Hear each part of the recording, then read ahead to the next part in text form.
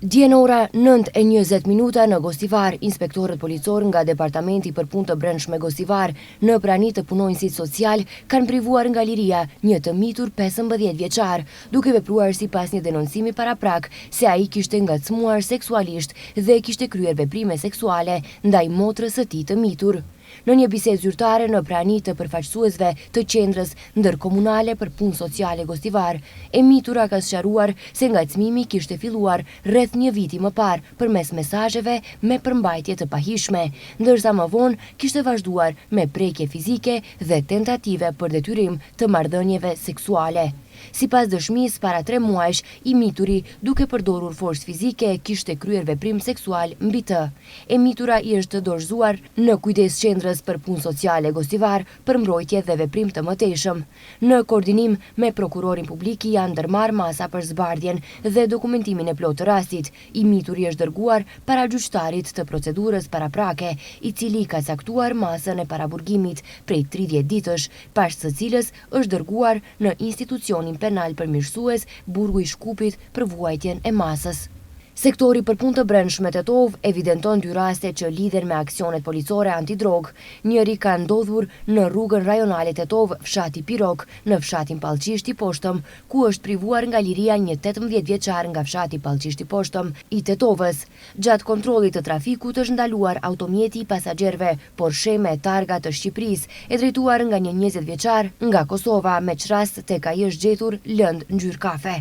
Rasti tjetër ka të bëjë me një 26 vjeçar nga fshati Reqice Vogël e Tetovës. Gjatë bastisjes në shtëpinë e tij në Tetovë është gjetur dhe sekuestruar marihuanë.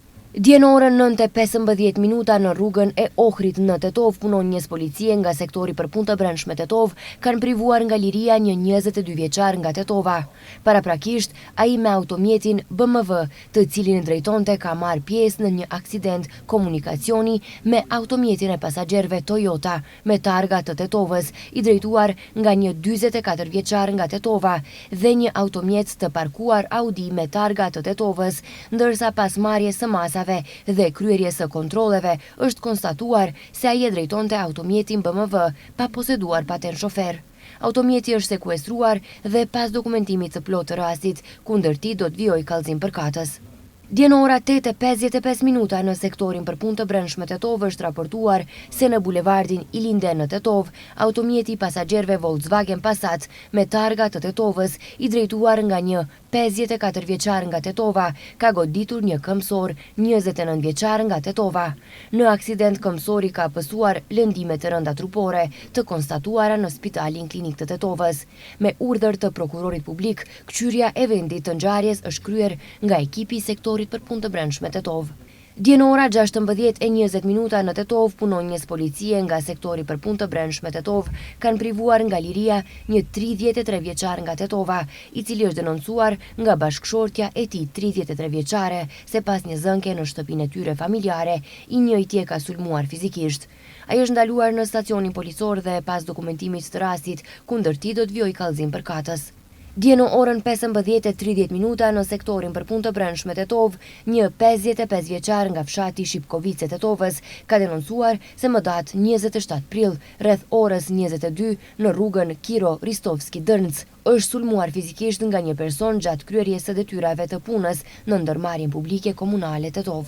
Dje në orën 16:10 në sektorin për punë të brendshme Tetov është raportuar se në rrugën lokale Shipkovic Bozovs të Tetovës, një 20 vjeçar nga Tetova, duke drejtuar një 4 me targa të Tetovës, ka humbur kontrollin dhe ka dalë nga rruga.